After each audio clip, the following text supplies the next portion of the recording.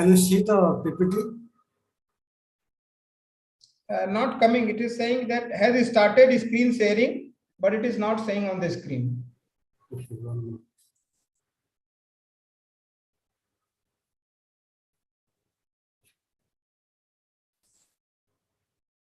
Sometimes it is causing. PGDMIDI has started screen sharing, but the slide itself is not coming. 1 minute.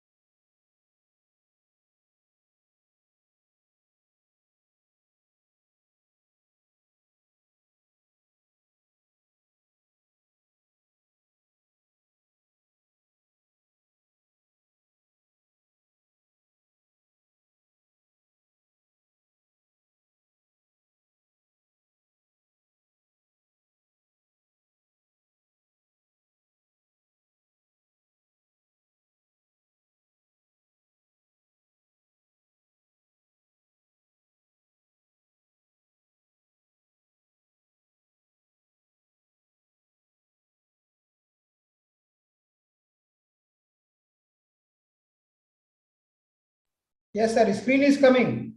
Economic determinant of international migration.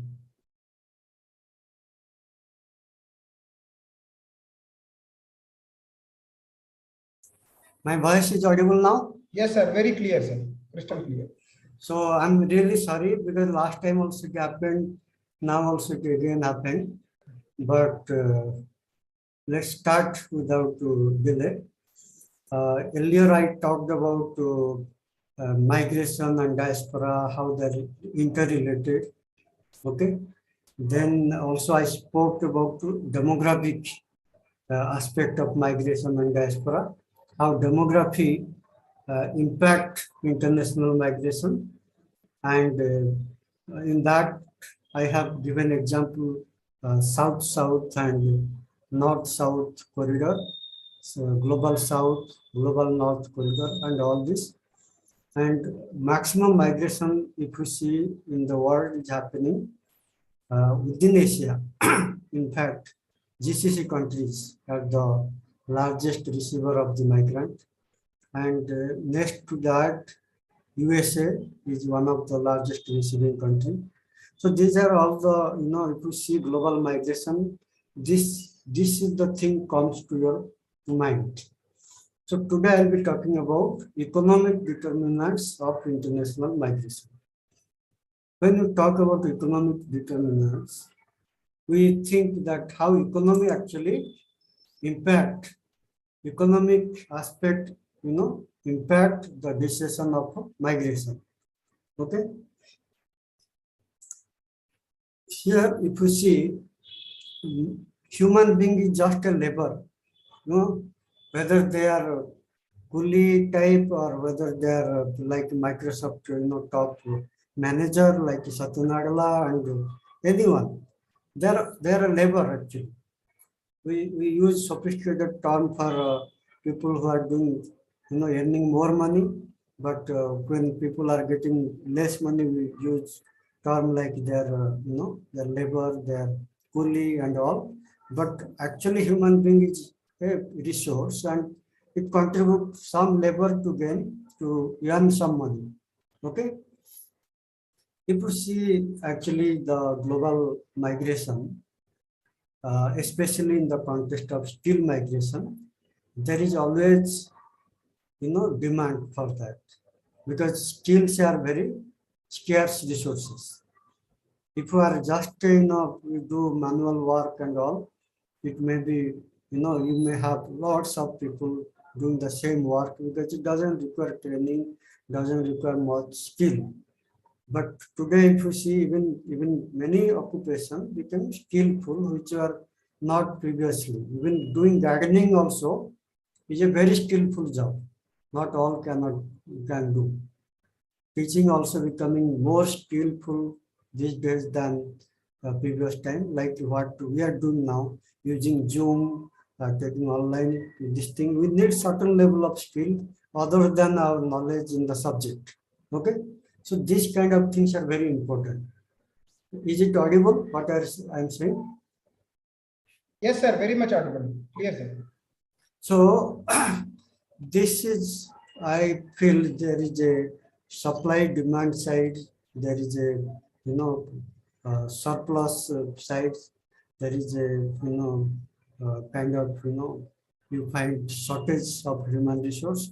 That is the all across the globe. It is there. Some places, because of demographic divided, you find more people actually available and there is no opportunity for work. And some places you have lots of resources, but they don't have sufficient people to work. So that is where if we see global south, where you find low wage, but lots of surplus labor force available. And global north, you find lots of high wage and there are very less or shortage of human resource. So this is also economic term, supply and demand. And if you see over the time, especially in the high skilled area, many countries are actually investing, even in poor country like some Africa and all, even though they may have certain kind of ideas, certain kind of enterprise, They may have lots of labor in some level, manual level, like unskilled labor, but skilled labor force is shortage, whether it is India or China or Europe and all. So skilled labor, skilled human resource is a very much in demand in globalized economy. So that's why we have to be careful. Sometimes many countries, they don't actually go ahead with new innovation because that requires lots of new human resource. You all know that even our Prime Minister Modi has gone to many Europe and the USA to bring some of the corporate business to invest in India, and some of them, they didn't come. Tesla especially, they he couldn't come because he told India need to have that level of human resource, okay, which I cannot find there. So human resource is a very important thing, which is in short supply actually across the world. And there is lots of investment happening in R&D in USA, China, Germany, and that demands lots of skilled workers. If human resources are not managed, then the economy will collapse. You see, today also, you find lots of conflict in many countries, conflict with regards to immigration. USA, there is lots of propaganda. These immigrants are very, they are taking our job and all. But in reality, that is just opposite. Because if you see all the new enterprise in Silicon Valley and all the places, the story is that these immigrants are actually entrepreneurs. They actually give more job to US economy. So this is what actually hampering migration because of the narrative that immigrants are not good for their country. It's a political narrative, but economic narrative says just opposite. Economic want to actually maintain the growth, they want to prosper and all this.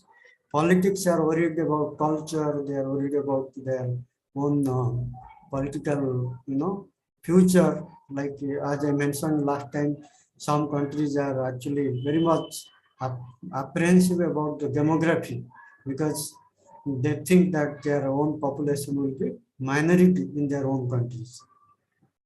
So this is the thing. So concern over lack of skilled worker by region.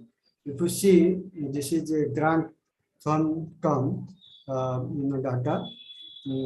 These are the lack of skilled worker by region in South Asia Pacific, EU countries, North America, Africa, Latin America. So these are the you can see the percentage of business side in skilled worker shortage as a constraint. Even the poor countries, they have more shortage actually. Contrary to the thing that we have surplus, skilled manpower is a problem everywhere because we have many of you know the word brain drain. Okay, brain drain is a phenomenon affecting actually poorer countries, developing countries, and that is actually creating shortage of human resource because you actually lose your human resource to developed country, and you yourself don't do much, to have new enterprise, new innovation. When the people migrate to high-skilled people migrate from one country to another country, they actually drain the innovation. They drain many things. Your ecosystem gets spoiled, and actually these are huge loss for countries. Brain drain is a huge loss. But over time, what is happening because of information technology, because of globalized, supply and demand, all this, many countries are able to use this information technology, online network to actually gain their knowledge back from their own diaspora. That is called, in some sense, it can be brain chain. or brain gain. So these are all actually many countries are successful also, and there are programs like Top 10 transform, where brain you can use like some of the your own human resource through network. You can use them, and you can actually uh, bring innovation in your own country.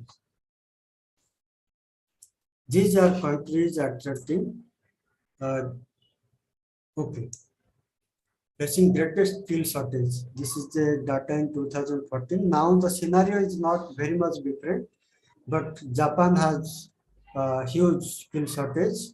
Okay, India has shortage, Brazil has shortage. All countries they have shortage.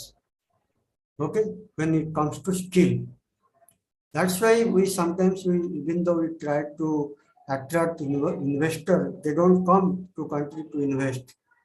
Okay, you see the country, if you see China and India, both have huge population, but China has less shortage because China is having better skilled manpower, human resource. India is losing, that's why more shortage. Okay.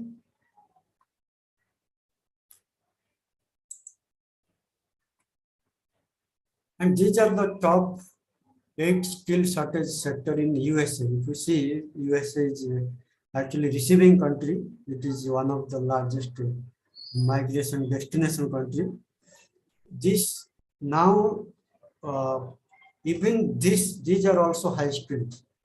Some of these things are semi-skilled but high skilled also, because expertise are also increasing. Nurses and doctors, tradesmen, engineers, architect, IT specialist, finance specialist, telecom specialist, medical specialist.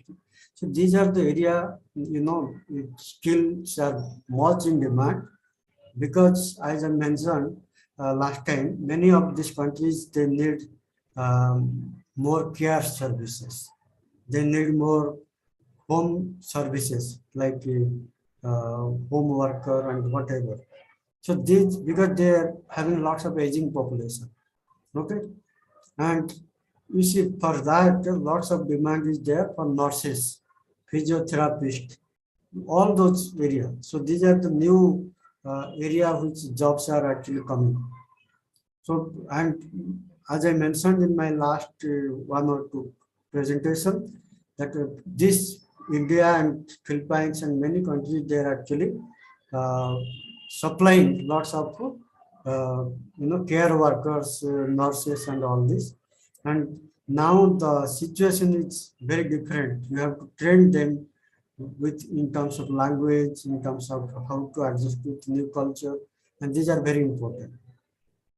So these are the new jobs, okay, in USA, and these are the jobs in UK.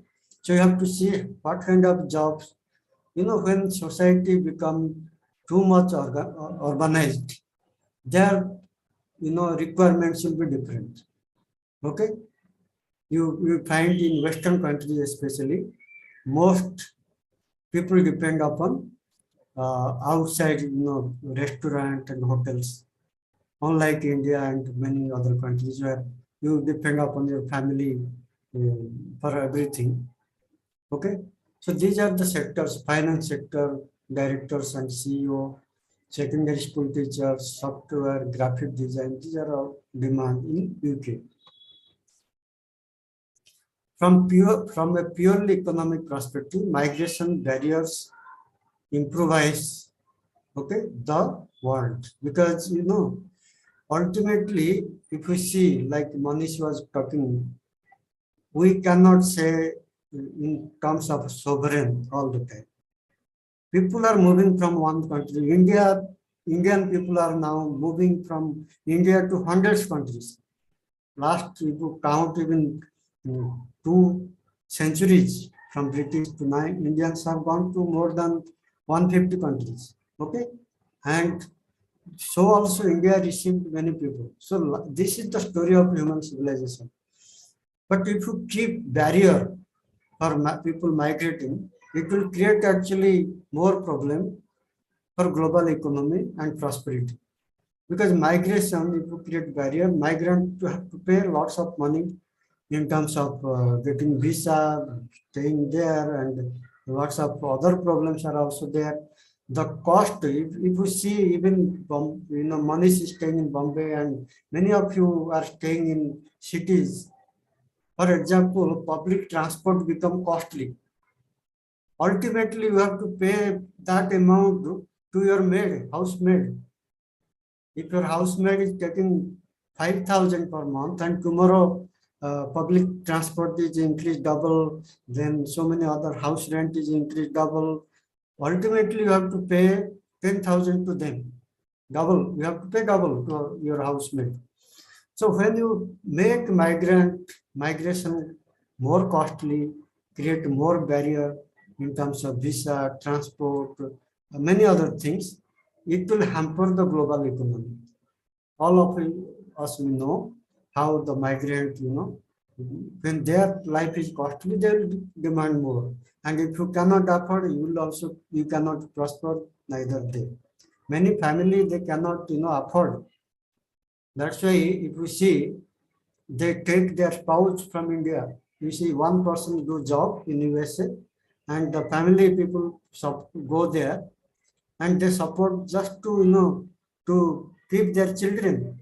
They cook and all this because the cost of, housemaids and all these are so costly, one cannot afford it in many countries. So this requires migration to be more better governed, facilitating so that the global economy can be, it can prosper. Okay. Economic factors that influence international migration decisions include improved potential for increased earning, income, and wages, better employment opportunities, a higher standard of living, and more comfortable safety nets, among others. The essence of economic migration determinants is straightforward. Individuals, being rational humans, make decisions based on their own self-interest in order to maximize efficiency and earning. And they frequently conduct cost-benefit analysis prior to making migration decisions. You see, most of the high-skilled labor especially. I'm not talking about low-skilled labor, refugee, forced migrant. I'm talking about migrants who have little bit better choice, whether they can go to Gulf or America or UK. They have skills, so they have demand, so they choose which country will be better. You all know that we have a term like dollar dream. Why people more attract go to country which paying better dollar, because they see if I get money, I can facilitate my family. My living standard will be better, and they choose many things, not just only earning. Some countries actually, if there is a war in Ukraine, even though they pay huge money, nobody will go because country is not safe. Okay, same thing with other. If people are very much crazy to go to Canada now, Australia, because they think they will get citizenship also. Once you get citizenship, it's better. Your chances of not just in the economic field, but in other social and other area will be better. Social safety will be better. So people choose because they're rational, and these are all economic consideration. Even the direct or indirect economic consideration. Okay. These are some of the 9, kinds of economic determinants. One is income differential and imperfections in developing economy. Then cost benefit analysis, inadequate human and economic development, free labor circulation, migration cost, taxes and government safety nets, social insurance schemes and programs, insurance and remittance, microeconomic factors like exchange rate, business cycle, and unemployment. So these are the factors. I'll be explaining one by one, and we see how it goes.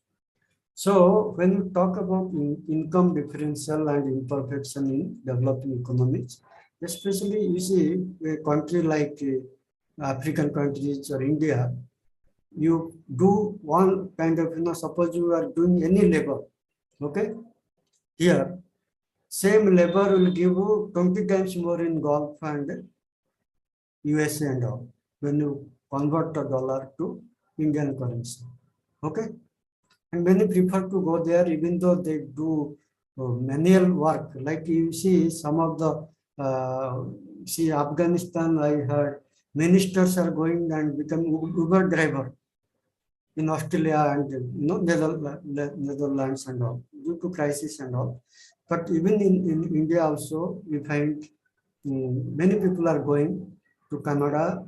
They're engineers, they're doctors, but initially they may not get jobs, so they're going and doing something.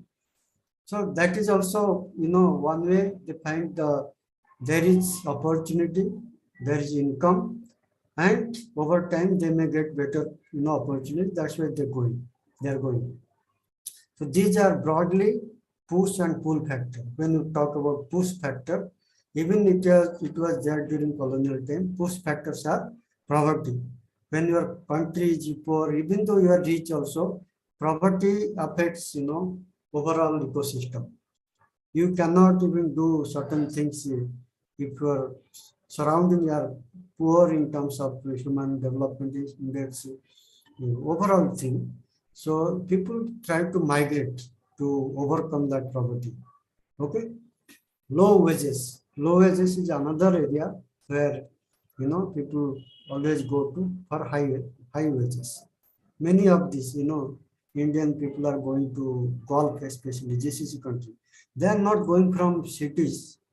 There many are missing. Some are going, but many are going from rural Bihar, rural UP, Orissa, and Telangana. All this, if you see Gulf population now, most of them are from this region, not just from Kerala. So this is mainly because of low wages here. Okay, they go for high wages. Even though there are other problems, we'll discuss that.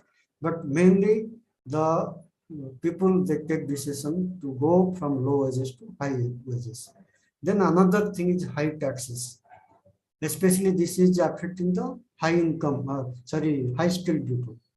In India, people actually, if you go beyond 5 lakh income per year, will be paying 20% of your income as tax. If you go little beyond 10 lakhs, 30%, 40%. So this is very high compared to many other countries like USA. Even some countries you will be surprised, like Brunei, Gulf, and some places. Gulf I don't know exactly, but Brunei they don't tax individual earner. Okay, so many countries they don't tax actually individual earner. Manish, you are saying something? Yeah, GCC also there is no taxation. For example, in UAE and other countries, but it is going to change. Okay, but at least if you have less tax also, people can go from high tax to less tax. Yeah, and the main reason why they do not levy tax, you will be surprised, it is democracy. Because what happened, as soon as a government levies taxes on a citizen, then citizens start demanding better services, justice, and democracy. Because of this reason, these GCC countries never impose any taxes. So the citizens are also very happy. But not only that, maybe the person will spend that money in that economy also. yeah. In India also there was debate that if you ultimately if you make people don't tax them, then they will be consuming that money and that will drive your economy.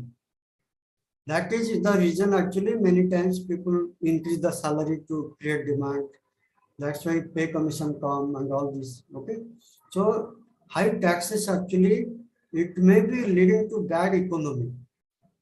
Okay, so these are some of the things. High unemployment. So people go from high unemployment, because you see now, those you know in India especially, there is a big problem with the high skilled, especially higher educated people. They are more unemployed than lower educated people now. Engineers, almost 75% engineers you find today unemployed, because there is a high production of engineers compared to the demand in the economy. Okay, so these are all problem and it create unemployment also, underemployment also. So that's why people go to other country where they get better employment. Overpopulation is another. It is directly, indirectly impact the resources. Okay, when you have overpopulation, resources are less. You get problem. You know encounter lots of problem in terms of everything become costly. Even the house rent will become costly. Okay, because there will be lots of demand on anything you know. Delhi, Bombay, Manish is staying in Mumbai. House rents, even for a wage labor, is very high. Okay, so difficult to because of overpopulation and all. Then another thing is job insecurity and dissatisfaction. People also migrate because of the job dissatisfaction. Many places where you don't have opportunity for you know promotion, you don't have opportunity to you know gain some kinds of job satisfaction, so you try to go from that place to another place where you get all this. Then income instability, I tell you, this is also one problem, bigger problem, which now Sri Lanka is facing, which even some European countries faced, Spain and all. You see the salary you take and country economy doesn't work, uh, suddenly they reduce your salary. I, I, I went to Spain in 2014 and the professor salary was half cut actually. They told our salary is like anybody in the doing work in the any other manual work and all. So this is the problem, when economy is not doing good, your salary get affected, and income instability is another big area which actually affects which create push factor for people migrate to other country where economy is better. Then lack of development and infrastructure. Many people also, they want a good quality of life, where good roads, good hospitals, education, all these are available. Good, everything. They want everything, like infrastructure means all aspects. Okay. If that is not there, they try to go to other country where the infrastructures are better, like standard of living and all this. So this is what actually create some kinds of supply demand in time, and individuals, as you know, they are rational being and they choose where to go, where not to go. I'm not talking about refugee or forced migration. This is the another segment which, like many of us, come under this, where we have choices to go from one place to another. So income differential and imperfection in developing economy, as I mentioned, migration is a result of relative deprivation as well, because you have a choice, and this choice is very much important. You go to migration is a risk and income diversification strategy utilized by rural households in low-income countries. If you see the migration happening, as I mentioned, UP and Bihar and Odisha, Telangana, and many states, even rural household also, they find this income differential is very important, and they choose. Within India also, many go to Punjab, from Bihar to Punjab, Bihar to Kerala. Just there is an income differential. They lose many other things. In the sense, they lose the family support, they lose everything. But income differential, they think if I get more income, I save money, my family will become better tomorrow at least. Today I may sacrifice my life, at least tomorrow things will be better.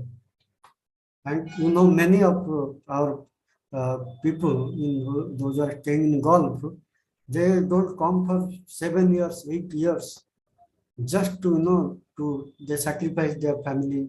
Psychologically, it is a huge cost for labor, for human being, because they miss their family, they miss their well-being, many things. But they go because of there is a income difference. Second is cost-benefit analysis. You see, migration is not a phenomenon determined solely by an individual, rather a family as a whole. It determines whether or not a member of household will to migrate.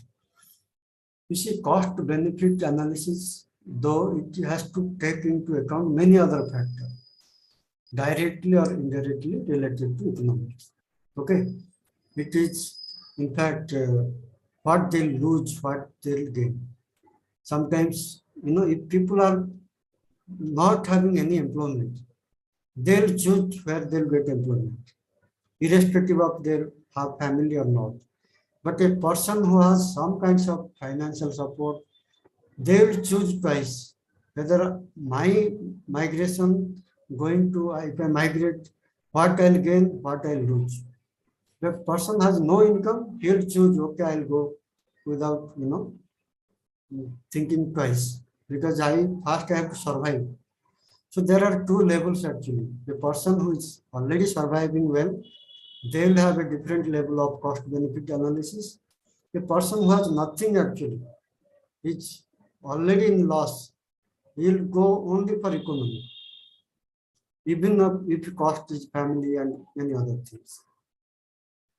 Then inadequate human and economic development. You all know UN agency, they conduct human development, they rank every year various countries. And if you see people at some level, they opt for high standard of living. Okay. And once we see people when they come to urban area, they don't go back to rural area. Many they stay back. People who go from India to USA and Europe, they don't come back. Though they have all, they say we love our country, we love this. But standard of living is the most important thing. You see the lifestyle there, education, healthcare system, all support. You see the kind of quality of life living. Okay, everything. So that once you experience, you aspire for that more and more. You may go from better to better. People come from rural to urban area, from urban area to internationally they move, become mobile. You see the migration chain works like this. Yesterday, those are going from 1970s, those migrants who came from Kerala to Gulf, now many of them gone to Gulf to USA and UK and other countries. Better place where better standard of living are there. So always people think of better standard, and if you see, as I mentioned, global south, global north, many people from this global south, which are human index is human development index is very less, they go to global north. This is a very much, even within Europe, wherever standard of living is better, from, from Italy to UK and to other Netherlands, America and all, okay, they go within that, from Italy, again, immigration is happening within Italy, from many other, poor countries, Eurasia, means from Russia and part of the Europe, they go to Italy also. So there is a cycle always, but all people cannot migrate at a time to the best standard of living. You need so many other factors, education, skills and all. You see all, high income countries like USA and all, their migration visa regime is very, very strict. They don't take all people. They only select the best of the best. Okay. So not all can go there. So many go to other option. They like where standard of living is little better, may not be comparable with US and all. They go to those countries. Then free labor circulation. Actually,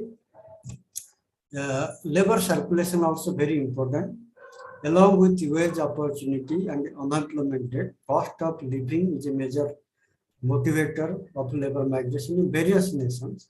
One of the fundamental pillars of any economically prosperous nation is the freedom of labor circulation. Migrant workers who have free mobility are more likely to. Cake. 1 minute, somebody.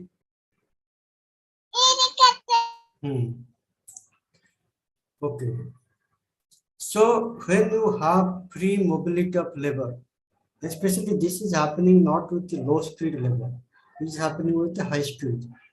This will give more opportunity for the human being to contribute better. As you all know, industries are also not, every skill is changing. Every 5 to 6 years, some of the skills are getting obsolete. Okay. So some new skills are coming. So you need a free movement of labor so that both, the human being, the migrant will benefit and the industry will benefit. Otherwise, what happens? Suppose, you maybe, during COVID-19, many industries stopped. Many countries, tourism especially. And those people who are involved in tourism, they are jobless. For example, many other industries, like some of the IT industries, some skills, I think many of you know, within the IT also, many skills are no more required now because of, lots of automation, lots of, new kind of, new kind of skills are coming within every sector, you can say, within every sector. So this, either you migrate to other place, use your skills, or come back to your native place, start some new business or something, or you learn new skills. So these are very important, and only through free labor circulation, this can be, the adverse issues can be, adverse impact can be addressed. Otherwise, both industry and human being will suffer.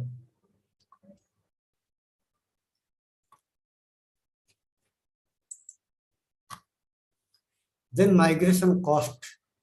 So migration cost also is also another determinant of whether a person should migrate or not. And migration cost actually is increasing over time. You see, because of so many reasons.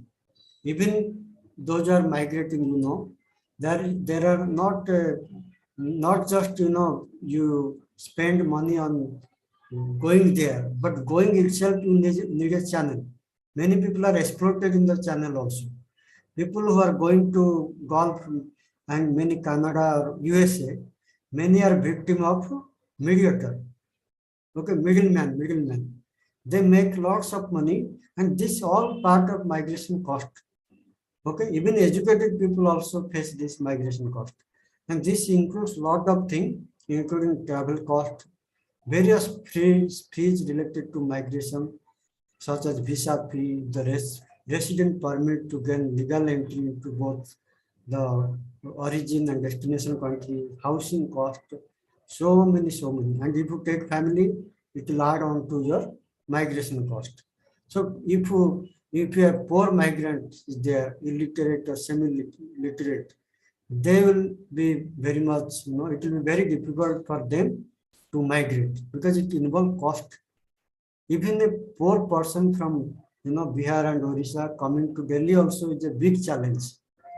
Not just, some people face language challenge, some people face cultural challenge, some people face economic challenge. So cost, all are cost, involved. If I used to, there are people who I know in the in Delhi, Hyderabad, if you go to little, if you observe things, you find there are middlemen for everything. Even to keep your money, you need somebody. People don't have bank account. To write a letter, some people, they write letter and charge money. to illiterate, migrant people, those are sending money.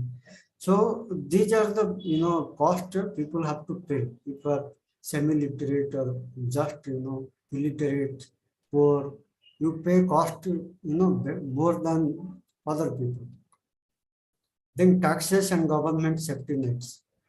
As I already mentioned, taxes are also, especially in high income group, taxes are one of the reasons why people migrate from one country to another. And this is very important because, as I mentioned, tax, if you go give 40%, 30% to any of your income, that will reduce your overall, life lifestyle. Okay, so that is a huge cost. That's why many even people do fraud. They do, bogus kind of saving and all this, and they're caught. But many people, they want to save income and all this. They do all this. So taxes and government safety net also very important. As I already mentioned, safety net also very important. If you don't pay tax, you may not have safety net. But some of the countries like Europe and USA, they have better social net, okay, safety net, which actually give some kinds of, Europe especially, healthcare and some other facility, even to refugee also they provide that. Okay, even their own people, refugee, the unemployed, they get monthly remuneration in some of the countries. So some of the country, they have better social safety net. So that's why that become more attraction for many countries, many migrants. Then social insurance schemes and programs. Like already I mentioned, there are civic facility, better healthcare, better opportunity for children's education, post-retirement benefit. So if these are all there, many people now, many of you are very much aware in India, there is a big controversy there with related to Agni,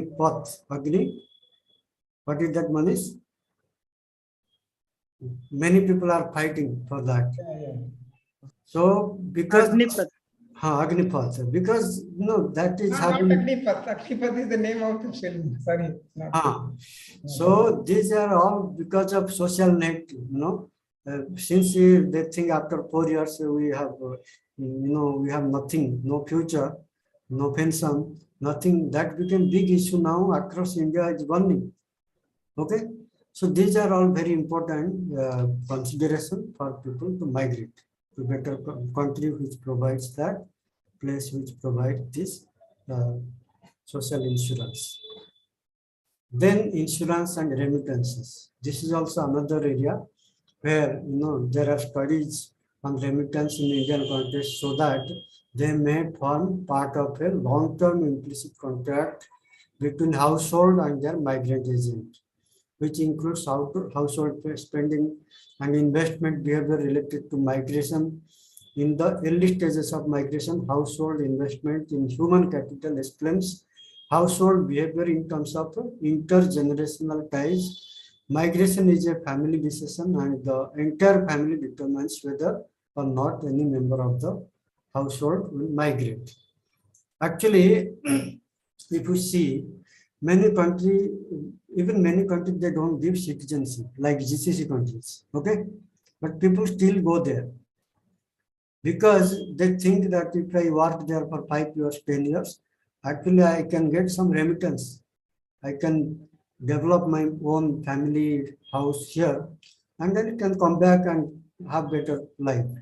So these are all futuristic way they think, and they go to other countries. So remittance can work as a personal social safety. Okay. Then macroeconomic factor, exchange rate, business cycles, and unemployment. There are, like if you see some country, they have lots of inflation. Okay. They have lots of unemployment.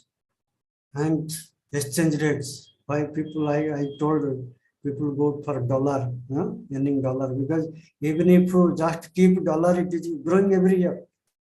You find, buying gold is equivalent to buying dollar. Okay, many people are saving dollar also. So what is happening if if you get better exchange rate, suppose you are earning same amount of money in GCC and in USA, still people will prefer USA because the dollar is strong. Okay, and they can earn better in future. So exchange rates also matter. You earn maybe you are earning some $1,000 in one country, and 1 lakh, almost 60,000, 50,000 in India, but you prefer to go for $1,000 in USA rather than $1,000 in Australia. Australian dollars are weak compared to USA. So exchange rates are very important for a migrant to choose a destination country. A strong currency in destination nation in relation to the currency of the origin country, such as the dollar or pound, will allow money earned abroad to be spent in the home country. Especially this happens those who are remitting money, not those who are staying permanently. That is a different thing. When you remit money, you immediately see the exchange difference. Okay, and also add to that economic crisis, which are also part of creating unemployment and recession. So, and this impact the person to choose which country they have to migrate. Now, lots of Ukrainians are migrating because of conflict. Sri Lankans will be migrating. I don't have data, but obviously they'll be migrating because of crisis. Okay, so many countries are migrating to avoid this kind of economic crisis. Okay, many of the African countries also like that, where because of ongoing conflict, continuous conflict, economy is devastated, and they're migrating to other countries. So these are some of the major reasons why people choose to migrate. And as you know, human being is a rational being. They will see all cost benefit. They choose between countries, so many things, and they migrate. And it is not just it is social, psychological, cultural also, because people, if you don't know language English, you cannot migrate to English speaking countries. Okay, similar, otherwise if you migrate also, you will have to pay huge cost. Economics comes. So directly, indirectly, economics, economical factors are very important in taking decision to migrate or not. Then another thing, especially factors governing economy, is immigration policies. As I mentioned, some countries are very favorable for migrants. Some countries are unfavorable. People go there, they are beaten, human rights violations are there, they are into human trafficking issues are there, law and order problem is there. So they may not go there. So if there is immigration policy like Australia and Canada, which are very favorable, welcoming, they go those countries. And even though other things are earning income and other things are little different, but immigration policy also makes lots of difference. Then social network policy related to social network. This is also very important. Already I discussed. Non-economic factors like a country does, suppose I'll tell you both, receiving and sending country context. The country which are high development, human development, okay, happy countries which are very happy, countries which have very less crime. That is also very important. People don't go from that country to other country. Rather, other people come from other country to these countries. So some of the countries like Bhutanese, you don't find many Bhutanese going abroad. You find Nepalese, Bangladeshis, you find the Myanmar, but that small country in between Bhutan, you don't find many countries going abroad. Okay, because they are happy in their country.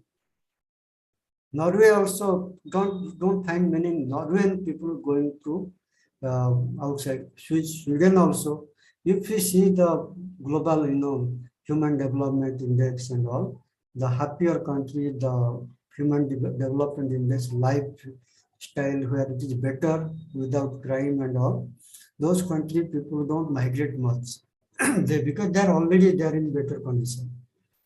So these are some of the factor actually economic determinants which impact the decision of individual or community to migrate. So thank you. I'll stop here, and if there are any questions, I'll be very happy to answer. And I'll feel always let's interact, because many times only one way is not good. If I say something, you listen, it is not good. You will not assimilate the knowledge. Even I cannot, learn much. Okay, so please feel free and interact. Okay.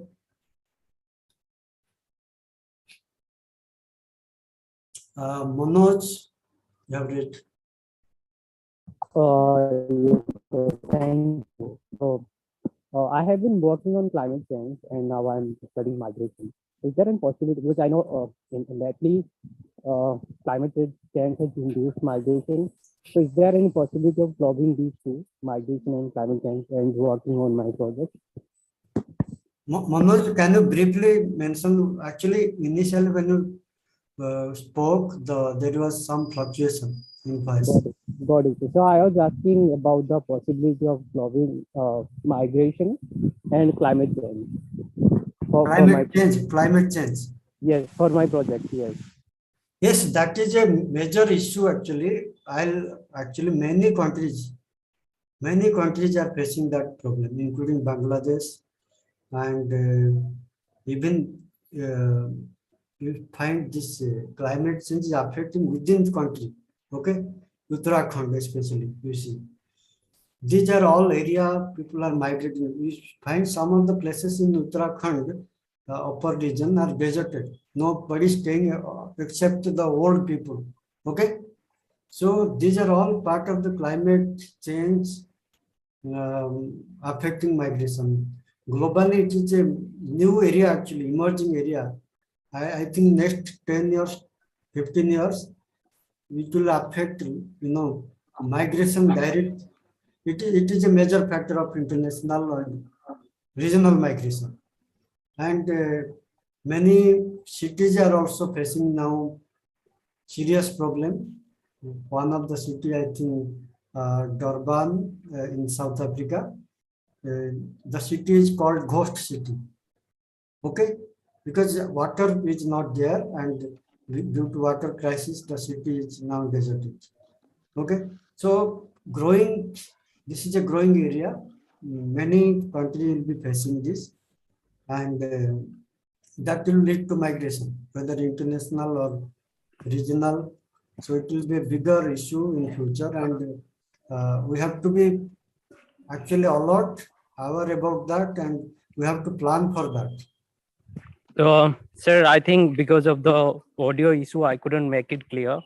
I have been working on climate change. I know about the ghost villages in Uttarakhand, and I have also worked with the indigenous people of Odisha. So I was asking about the possibility of clubbing these two, migration and climate change, for my project. Yeah.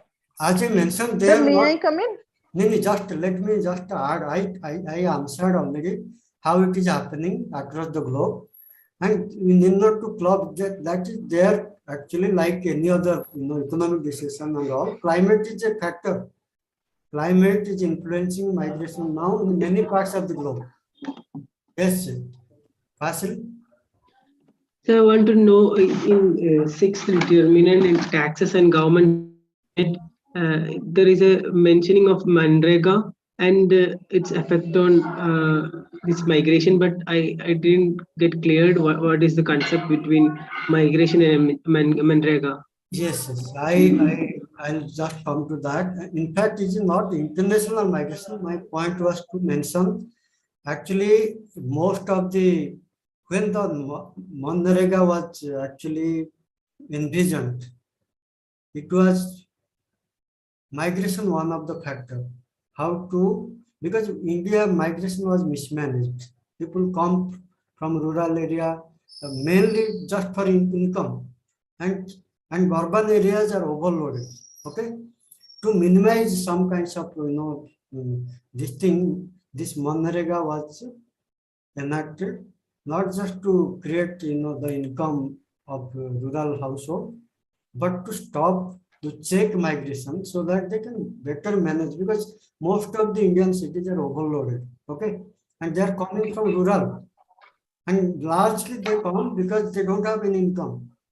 So that's why this was the act they created, just to give employment, whether they some kind of guaranteed employment, at least 100 days per year they give to household, so that remaining time they can do their own work, and they can do other wage elsewhere, but at least 100 days if we guarantee, a rural household may not migrate, because 100 days means almost close to 3.5 months, and they have their own another 3 months they have their work, so they will not migrate for 1 month, short time. So that was the plan, original plan, when this act was enacted to check migration. If you read also Manrega, it is there to check rural migration, because migration was very much imbalanced in India, because huge number of people come from rural to urban, and you see the urban life also very disastrous, slums everywhere, no proper infrastructure, but huge population. So to check that, this was enacted.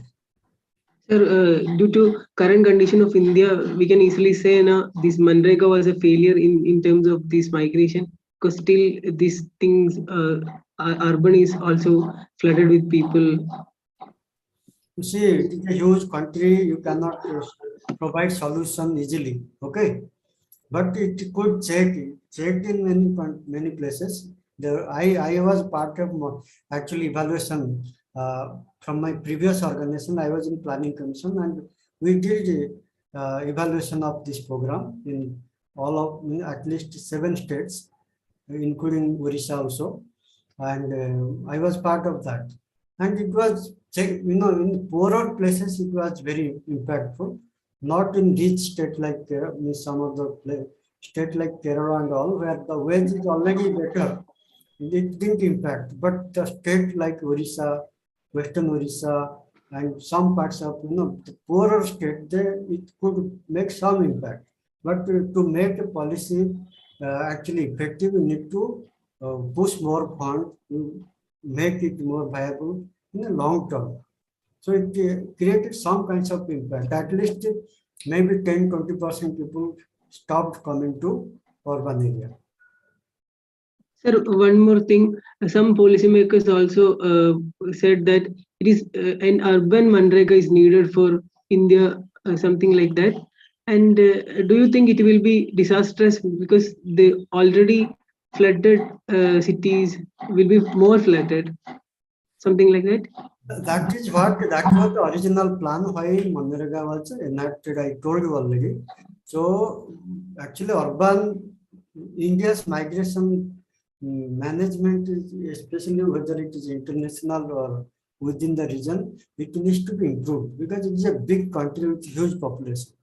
So no single policy will provide solution. At least 10-20% they are absorbed in rural economy.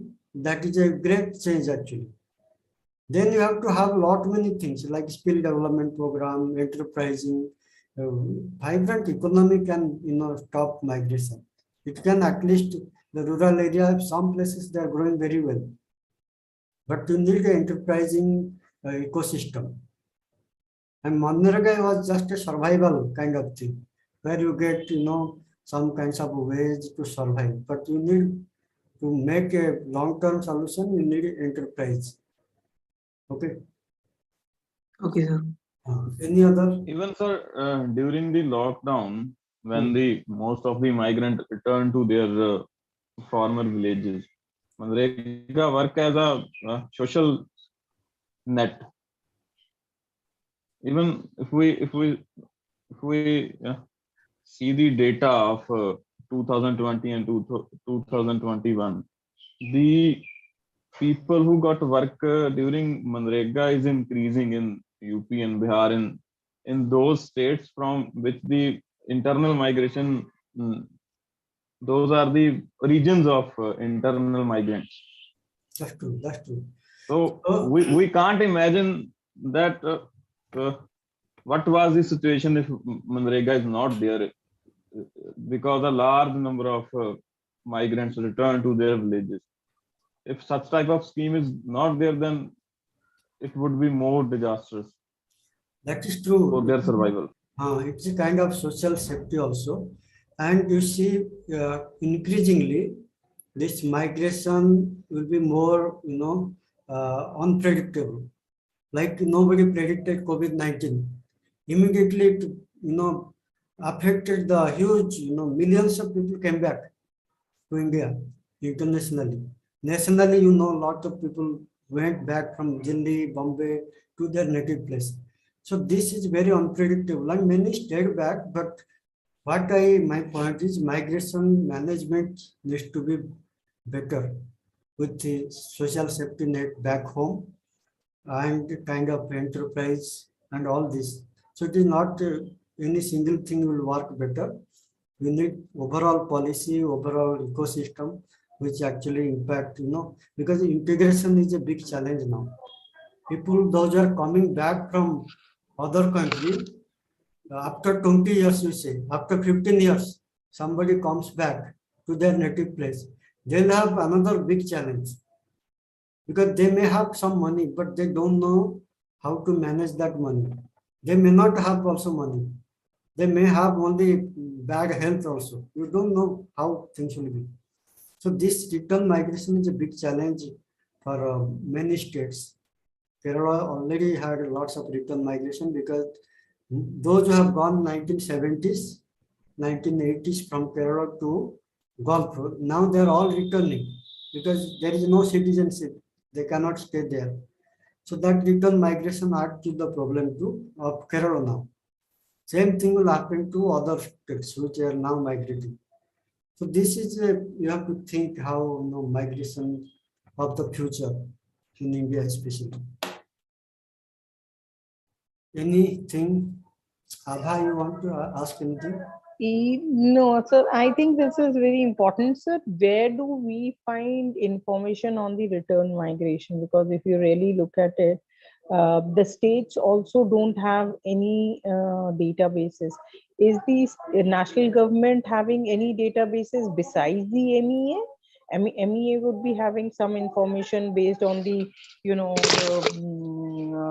the permits or people who have gone to work. But does Kerala also have a database on who is going, who is coming type of an information database? See, that is the biggest story, but Kerala has a better information management, because they have been conducting studies. The state government is a little proactive because they have experienced this migration. Even just Hello. Manish, you want to add something? I wanted to. Yeah, Kerala, I think they have some database. There is something called a ministry or a department called Norca Roots, which is having some database on the Kerala migrants. Thank you. Sir, I think. Where it is coming? Okay. Yes. So these are actually to have a better policy. Data information is very important, which unfortunately we don't have in India, skill wise or this thing. That has been a demand for long actually. But many times what happens, like destination country like US and Europe, they have a better data system. We quote them. But what about to many other countries, GCC and all? So this is a problem. So this is actually a long demand, how to, create a better database so that we know what are the challenges, what are the people, who are the people coming back, who are going. All this, if you know, only policy will be effective with regard to migration. But that is unfortunately we don't have now. So, Right. So there's another thing which one of participants also mentioned about climate refugees. Does I had gone to Maldives, and Maldives have the water rises have started to happen, and there's a lot of out migration from there. And I'm sure there would be asylum seekers rather than just migration in that. So for a short period, it will be like a diaspora going there for a long term, leaving the island itself because it's sinking. So what is it? Would at the initial phases they will be termed as migrants and then the diaspora, or what would be the word for them? see, migration and diaspora, even transnationalism, I already explained. See, these days, they don't have much difference. If your migration is seasonal, short term, it is a migrant only. Okay. If they develop certain migration, actually develop an international network also. Network in the sense, you go there, you don't like if somebody just coming and going individually is different. But when you go there and created a migration network, that is different. Because that network will support. Okay. Now people are thinking of that transnationalism word actually came in that context. Because people are developing a network. They are not going and coming back, and they lost, they have no, it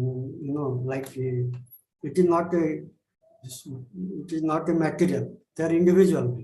So they have a cultural network, they have an educational skill network, so many network they have, and psychological, their family network. All these are helping them to be potential diaspora. So there is a very little difference now. Migrant, potential diaspora, and diaspora. Diaspora is, those are already there and they don't come back. But there is a potential diaspora who are prospective, like suppose somebody is in USA, maybe another 4 years they'll get citizenship. But today they are NRI, they are potential diaspora. Okay, so this way, and even the migration, if you see the migration kind of dynamics, if you see internal migration from Kerala to other, if you beyond 1970 you go, Malayalis were internally migrant. Unless that Gulf boom was there, 1970s, oil boom, that made them international migrant.